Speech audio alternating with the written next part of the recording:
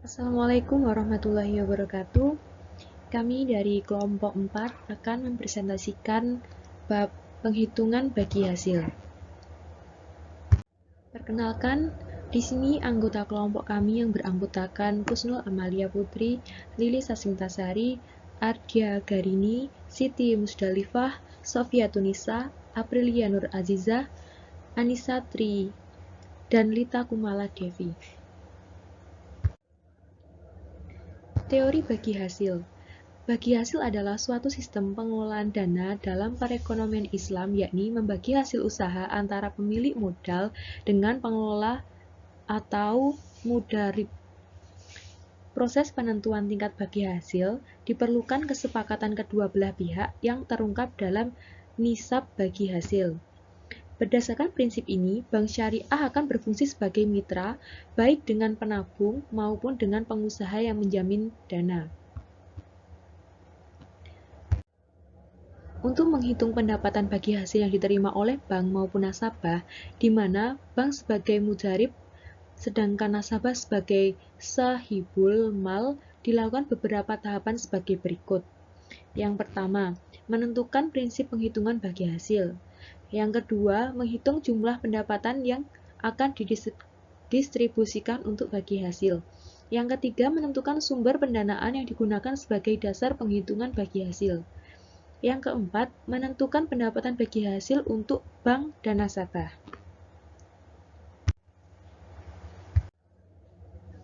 Selanjutnya, faktor-faktor pendapatan bagi hasil selalu berubah tiap bulannya. Faktor yang pertama adalah faktor langsung atau direct factor. Di sini, faktornya antara lain A. Investment rate merupakan presentasi aktual dana yang diinvestasikan dari total dana jika bank menentukan investment rate sebesar 80%. Hal ini berarti 20% dari total dana dialokasikan untuk memenuhi likuiditas. Jumlah dana yang tersedia untuk diinvestasikan merupakan jumlah dana dari berbagai sumber dana yang tersedia untuk diinvestasikan. Kemudian, yang C, nisbah atau profit sharing ratio merupakan angka perbandingan porsi pembagian pendapatan antara sahibul mal dengan mudharib. Faktor yang kedua adalah faktor tidak langsung. Di sini ada penentuan butir-butir pendapatan dan biaya mudharabah, antara lain bank dan nasabah melakukan share dalam pendapatan dan biaya. Pendapatan yang dibagi hasilkan merupakan pendapatan yang diterima dikurangi biaya. Jadi pendapatan dikurangi biaya. Jika semua biaya ditanggung bank, maka hal itu disebut review sharing. Yang kedua adalah kebijakan akuntansi atau prinsip dan metode akuntansi. Selanjutnya, bunga versus bagi hasil. Perbedaan antara bunga dan bagi hasil dijelaskan sebagai berikut. Yang pertama adalah penentuan bunga dibuat pada waktu akad dengan asumsi habis selalu untung. Yang kedua, besarnya persentase berdasarkan pada jumlah modal yang dipinjamkan. Yang ketiga, pembayaran bunga tetap seperti yang dijanjikan tanpa pertimbangan apakah proyek yang dijalankan oleh pihak nasabah untung atau rugi. Yang keempat, jumlah pembayaran bunga tidak meningkat sekalipun jumlah keuntungan bertingkat atau keadaan ekonomi sedang booming. Yang terakhir adalah eksistensi bunga diragilkan atau tidak dikecam oleh semua agama termasuk Islam. Sedangkan bagi hasil, yang pertama adalah penentuan besarnya rasio atau nisbah bagi hasil dibuat pada waktu akad dengan berpedoman pada kemungkinan untung atau rugi. Selanjutnya, besarnya rasio bagi hasil berdasarkan pada jumlah keuntungan yang diperoleh. Yang ketiga, bagi hasil bergantung pada keuntungan proyek yang dijalankan. Bila nasabah merugi, kerugian akan ditanggung bersama oleh kedua belah pihak. Kemudian selanjutnya, jumlah pembagian laba meningkat sesuai dengan peningkatan jumlah pendapatan. Jadi, ini seiring dengan pendapatan. Yang terakhir adalah tidak ada yang merugikan, yang terakhir tidak ada yang meragilkan keabsahan bagi hasil ini.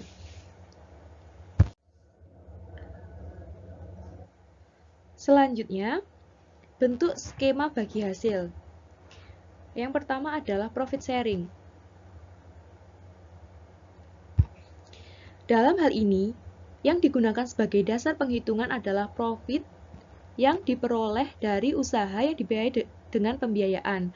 Profit merupakan selisih antara penjualan atau pendapatan usaha dan biaya-biaya usaha, baik berupa harga pokok penjualan atau biaya produksi, biaya penjualan, dan biaya umum dan administrasi. Penggunaan istilah profit sharing dalam hal ini merujuk pada istilah profit and loss, mengingat besaran profit yang bisa bertan positif atau untung atau negatif rugi.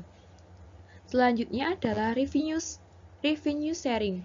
Dengan skema revenue sharing, yang dijadikan dasar penghitungan adalah penjualan atau pendapatan usaha.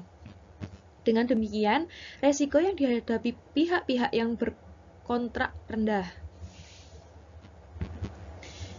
Yang terakhir adalah gross profit sharing. Di sini, dalam hal ini yang dijadikan dasar penghitungan adalah gross profit atau laba kotor, yakni penjualan pendapatan usaha dikurangi dengan harga pokok penjualan biaya produksi. Dengan skema tersebut, pihak-pihak yang berkontrak tidak menghadapi ketidakpastian di sisi biaya penjualan dan biaya umum dan administrasi. Oleh sebab itu, resiko pada skema profit sharing lebih rendah dibanding dengan skema profit sharing.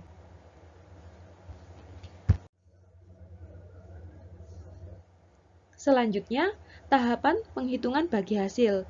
Di sini, tahapan pertama adalah menentukan prinsip bagi hasil yang digunakan. Selanjutnya, menghitung pendapatan yang akan dibagi hasil. Di sini ada penghitungan saldo rata-rata harian sumber dana, dan juga ada penghitungan saldo rata-rata harian penyaluran dana. Nah, nanti selanjutnya akan ada penghitungan proporsi bagi hasil pendapatan untuk setiap jenis sumber daya.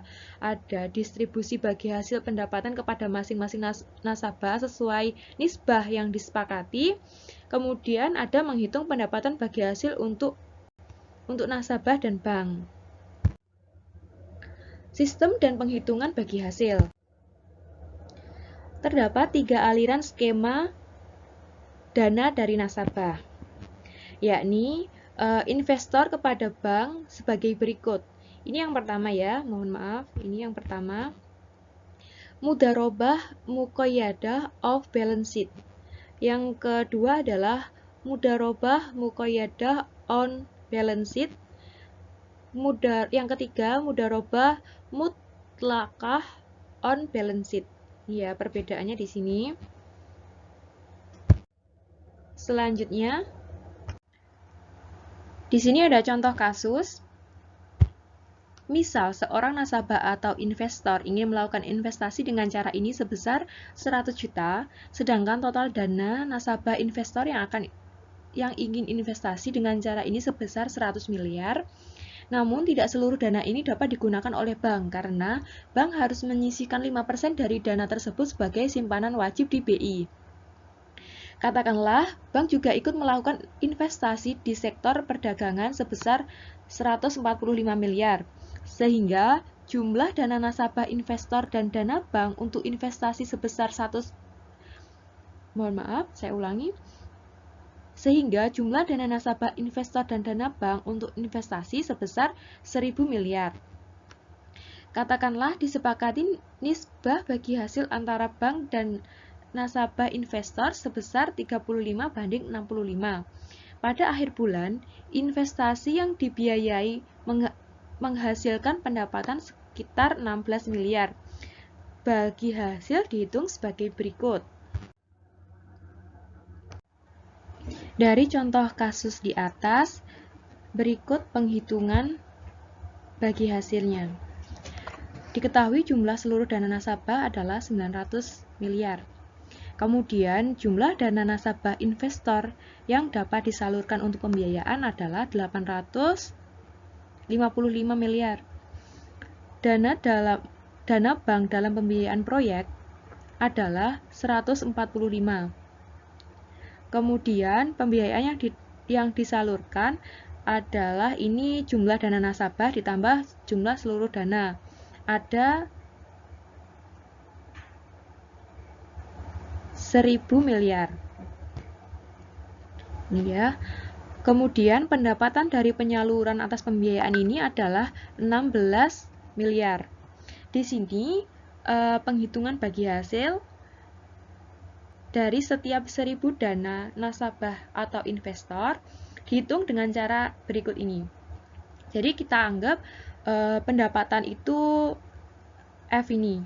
Pendapatan dari setiap dana nasabah atau investor adalah F. F ini diketahui dari jumlah dana nasabah investor yang dapat disalurkan atau 855 M ini kemudian dibagi dengan pembiayaan yang disalurkan. Kemudian dikali dengan pendapatan dari penyaluran pembiayaan yang dikalikan dengan pembagian antara bunga dibagi dengan jumlah seluruh dana nasabah. Dikalikan dengan 1.000. Hasilnya adalah 15,20.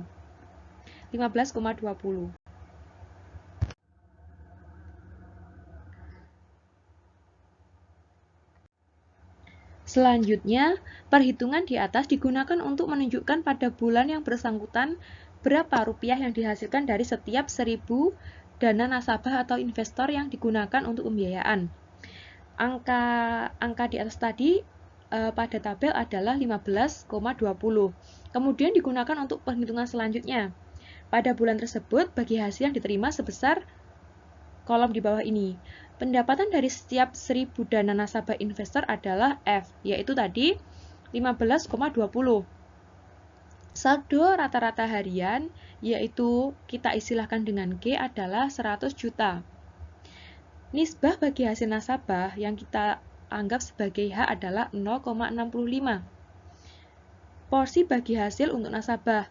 Nah, ini porsi bagi hasil untuk nasabah atau I ini didapat dari pendapatan dari setiap 1.000 dana nasabah atau F dikali dengan 50 bagi 100.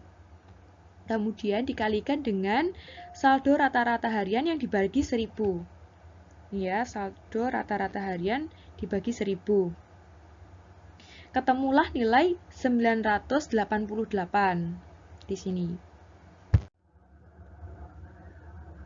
Selanjutnya, Bank Syariah boleh menggunakan prinsip bagi hasil profit sharing maupun net revenue sharing. Bagi untung profit sharing yakni bagi hasil yang dihitung dari pendapatan setelah dikurangi modal dan biaya-biaya. Ya, pendapatan setelah dikurangi modal dan biaya-biaya. Itu disebut dengan bagi untung atau profit sharing. Sedangkan bagi hasil atau net revenue sharing yakni bagi hasil yang dihitung dari pendapatan setelah dikurangi modal. Di sini adalah prinsip menghitung bagi hasil. Selanjutnya, penghitungan jumlah pendapatan yang dibagi hasil. Setelah menentukan prinsip penghitungan bagi hasil yang akan digunakan, maka tahap selanjutnya adalah menghitung pendapatan yang akan didistribusikan sebagai pendapatan bagi hasil bank dan nasabah. Untuk kasus selanjutnya, prinsip bagi hasil yang digunakan adalah revenue sharing. Menentukan hak bagi hasil untuk nasabah dan bank. Untuk menghitung hasil akhir beberapa pendapatan bagi hasil yang akan diterima bank dan nasabah, maka diperlukan informasi tambahan yang digunakan seperti tersaji dalam tabel berikut. Di sini ada kolom jenis kelompok, saldo rata-rata, nisbah nasabah, dan nisbah bank. Saldo rata-rata dalam bank 60 juta dengan nisbah 40%, nisbah nasabah 40% dan nisbah bank 60%. Sedangkan saldo rata-rata 40 juta, nisbah nasabah 60% dan nisbah bank 40%. Untuk saldo rata-rata 30 juta, nisbah nasabah 65%, nisbah bank 35%. Sedangkan untuk 50 juta, nisbah nasabah 65%, nisbah bank 35%. Contoh penghitungan bagi hasil. Bapak Sugiono membuka rekening tabungan Insani pada tanggal 1 Maret 2015 selama 1 tahun, di mana saldo Bapak Sugiono yang terdapat di dalam rekening tabungan tersebut sebesar 500.000. Besar nisbah bagi hasil yang diberikan pihak BMT atas produk tabungan tersebut sebesar 55% untuk nasabah dan 45% untuk BMT.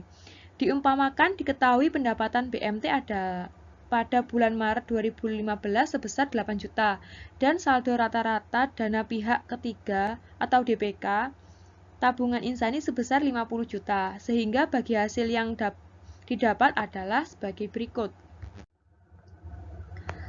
Tadi diketahui saldo rata-rata adalah 500.000, kemudian saldo DPK adalah 50 juta. Pendapatan BMT sebesar 8 juta, nisbah 45% banding 55%. Jumlah hari dalam bulan Maret adalah 31 hari. Di sini bagi hasil rumusnya adalah saldo rata-rata dibagi dengan saldo rata-rata DPK dikali dengan nisbah, kemudian dikali dengan pendapatan BMT bulan Maret dibagi dengan jumlah hari dalam bulan Maret. 500 kita masukkan di sini saldo rata-rata, kemudian 50 juta adalah saldo DPK, 50 juta kita masukkan sini, dikali dengan nisbah 45%, kemudian dikali dengan 8 juta adalah pendapatan BMT, kemudian dibagi dengan hari dalam bulan Maret 31. Hasilnya adalah Rp1.161.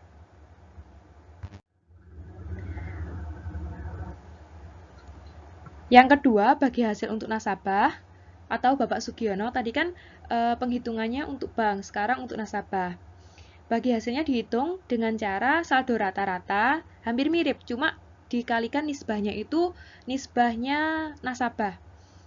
Saldo rata-rata dibagi dengan saldo rata-rata DPK dikali dengan nisbah, kemudian pendapatan BMT bulan Maret dibagi dengan hari dalam bulan Maret. Nah, tadi kan kalau yang bank 45%, nah ini perbedaannya ada di sini, 55%. Nah, ketemunya dari penghitungan ini adalah 1419. Jadi bagi hasil untuk nasabah adalah 1419. Kesimpulannya di sini dari penghitungan hasil di atas dapat dilihat bahwa bagi hasil yang diterima BMT adalah 1161 tadi dengan nisbah 45%, sedangkan bagi hasil yang diterima Bapak Sugiono adalah sebesar Rp1.419, yaitu sebesar dihitung dari nisbah 55%. Sekian presentasi dari kami. Apabila ada kesalahan dalam pengucapan kalimat, kami mohon maaf. Sekian, wassalamualaikum warahmatullahi wabarakatuh.